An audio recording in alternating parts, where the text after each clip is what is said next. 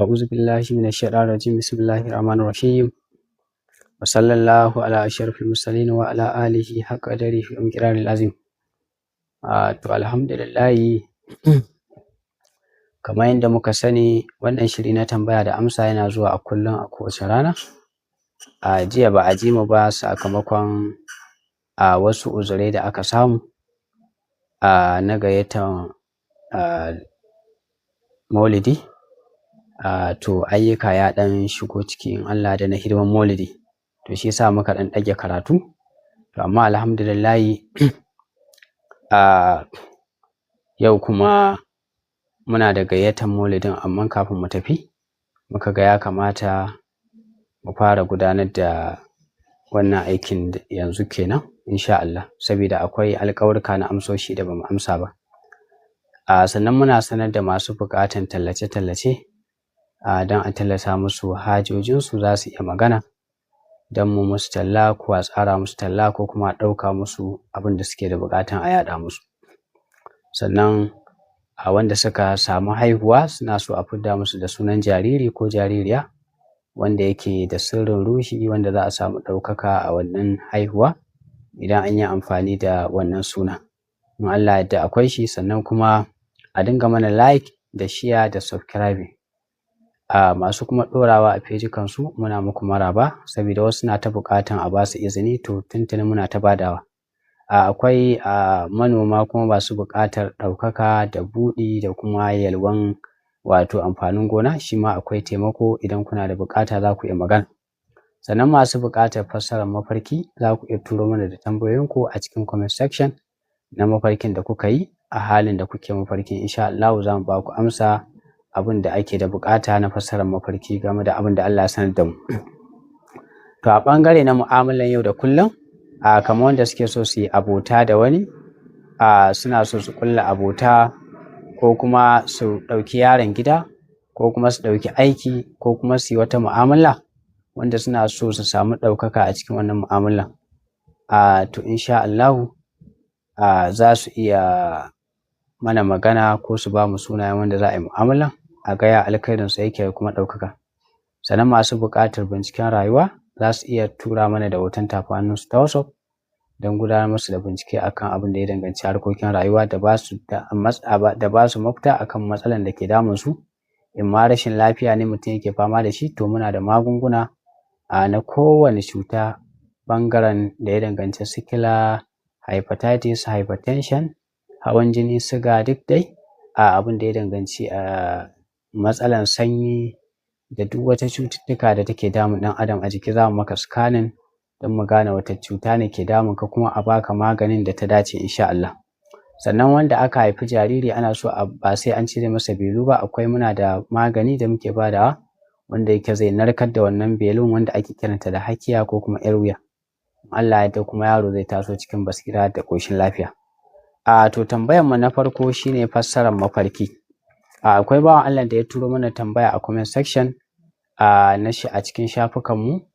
Dama muna tsinto tambayoyin ne a cikin shafukanmu na Facebook ko TikTok ko YouTube ko Instagram ko Snap ko WhatsApp. To ta nan muke tsinto wanda Allah ya sa suke da rabon an samu su tambaya, wanda kuma ba su samu ba suna bi ta WhatsApp ko kuma su sake turawa. To fassarar mafarkin ƙwai shi muke da shi. Akwai bawan Allah da ya mafarkin dafaffen ƙwai. Duk da dai shi yanayin ganin ƙwai a mafarki yana da sigan da aka ga ƙwan, amma dai duk yawanci duk mafi yawan fassarar mafarkin ƙwai dukiya ce da kuma alheri da nasara a rayuwa insha Allah. To na biyu kuma ya yi fassarar mafarki, wato ya yi mafarkin maciji babba. Shi mafarkin babban maciji shi ma samun nasara ne a rayuwa da kuma ƙalubale da za a fuskanta na maƙiya, amma dai akwai nasara a rayuwa sosai.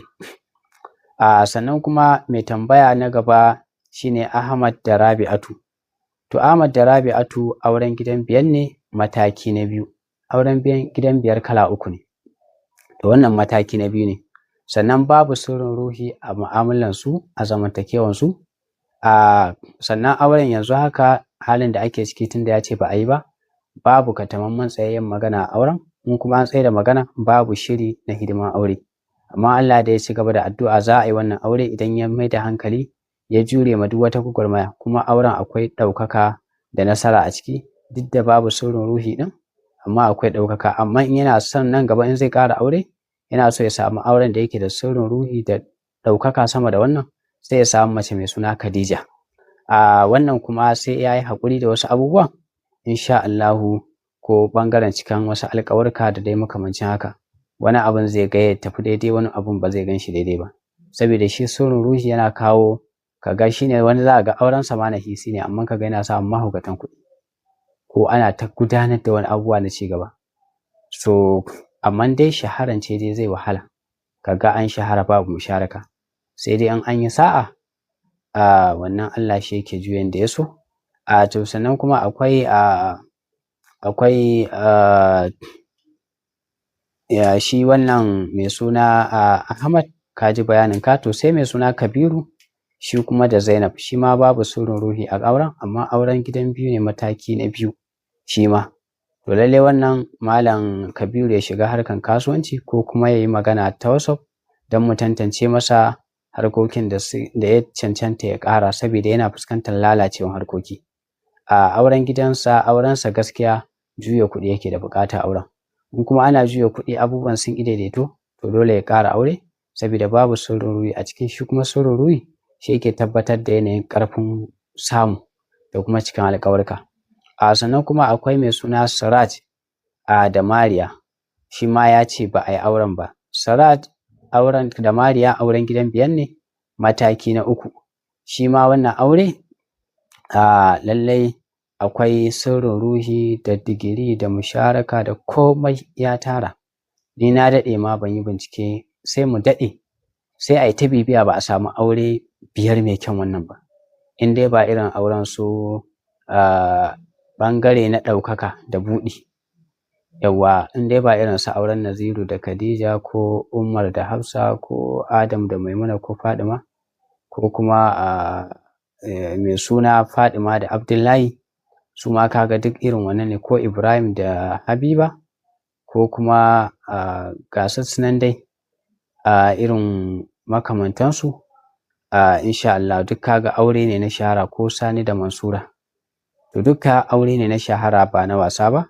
Duk irin wannan auren biyar ɗin ne irin wannan. To in ka fahimce ni, so in ka yi irin wannan aure kai harkokin da ya danganci media, ko kuma harkokin da yake zama da cewa neman suna ake, kamar irin su koyarwa, business na online wanda da yake tallata za a yi, ko harkokin da dai kake so a san ka, Allah da za a san ka sosai. Sannan kuma akwai Aliyu mahaifiya Khadija, ya ce yana son ya san burjinsa. To Malam Aliyu burjinka Hutu ne, kuma sunan Allah da kace kana so ka sani na burjinka shine ya Rahmanu ya Rahimu. In Allah yadda za a dinga yi don biyan bukata da abubuwa da yawa da ake da wannan suna na burjinka. To namban sa'anka ita ce namba 3. Idan kana son namban waya wanda yake kana so namban waya idan ka same shi za ka dinga yawan samun alert a ciki, ko kuma idan ka buɗe Opay su Palmpay za ka dinga samun harkoki a ciki idan ka mai da shi na business ɗinka, ko namban wayanka special. To Allah yadda in dai da 3 a ciki za ka dinga ganin ɗauka, ko kuma addu'a kai ƙafa 3, 33, 300, 3000 irin wannan, ko nan da kwana 3 zan yi kaza, ko nan da wata 3, ko nan da sati 3 irin wannan. To sannan jalabin da idan kana ja za ka dinga samun buɗi na harkokin yau da kullum, ko gari ne ya cushe ka ji babu kuɗi ka zauna ka ɗauka, in Allah da za a samu buɗi. Ba kowa muke fitar masa da wannan jalabin ba. Jalabinka shine ya Badi'u ƙafa 1806, sai ka ɗauki na kwana 21 ko 23, in Allah da za a ga ɗaukaka. To sadakan da ta dace da kai, tunda ka tambayi menene sadakan da ya dace ka yi don samu, ka dinga yi don samun buɗe da ɗaukaka na burjinka da sunanka, to shine akwai sadakar kifi da kuma duk wani abin da ake samo shi a ruwa. Yawwa, da farar riga ko sigiri su ma za ka iya sadaka da su, da kuma abin sha kamar irin su madara da shayi da fruit da sauransu. Yawwa insha Allah, da kuma taimakon marayu wanda Allah da taimakon da kyautan takalma da sadakan takalma da taimakon marayu, wanda kuma annabi sallallahu alaihi wasallam ya faɗa falala akan taimakon marayu, yake cewa a tuhibbu an yulina qalbuka wa tudrika hajatuka irhamul yatim wa musahar asahu yalin qalbuka wa tudrika hajatuka. Annabi sallallahu alaihi wasallam yake cewa shin kana so a zuciyanka ta yi taushi ta maka daɗi ka samu kwanciyar hankali da natsuwa? To ya ce yarhamul yatim, ya ce ka ji kan maraya ka kula da shi, wa musahara asahu ka dinga shafa kansa ka mai da shi ɗan gata, wa ɗimuhu min ɗa'amika, ya ce ka ci da shi abincinka, yalin qalbuka wa tudrika hajatuka. To kaga in ba za ka yi dukka ba, ka kasance mai tausasawa ko mai jawo shi a jiki ka ba shi shawara ko mai ciyar da shi, wanda ka ɗauka in kana da dama ka yi dukka ka yi, in ba ka da dama ka ɗauki ko ɗaya daga ciki ka ɗauka, in Allah ya so ya yarda za ka ga fa'idan hakan insha Allah, ko kuma ka nema masa aikin yi da zai iya samu abinci ya dinga ci da kansa, ko ka ɗauki nauyin karatunsa, kaga dukka shi ma sadaqatul jariya ce ga maraya, wanda yake kuma za ka samu wannan falalan. Kuma dama annabi sallallahu alaihi wasallam yake cewa duk wanda yake so zuriyarsa ta yi albarka to ya dinga kyautata ma bayan Allah. To in dai kana hidimta ma bayan Allah, kana ɗaukan ɗawainiyar mutane, kana kyautata wa mutane, kana kawo mutane ci gaba, to rayuwanka za ta yi albarka. Duk wanda za ka ce sunansa ya ƙi bacewa tun tale-tale, to za ka samu sun sadaukar da rayuwansa ne wajen taimakon bayan Allah. Amma duk wanda ya sadaukar da rayuwansa wajen rowa da hassada da ƙyashi da mugunta da ha'inci da wasu abubuwa wanda suke mara kyau, to ba za ka ji labarinsa ba. Yawwa, kuma ba za a yi koyi da shi ba. Yawwa, sannan ba za ka ji labarin saboda zuriyarsa ba za su yi albarka ba. To shi yasa ake son aikata aikin alkhairi. Allah ya sa mu dace. Wassalamu alaikum warahmatullahi.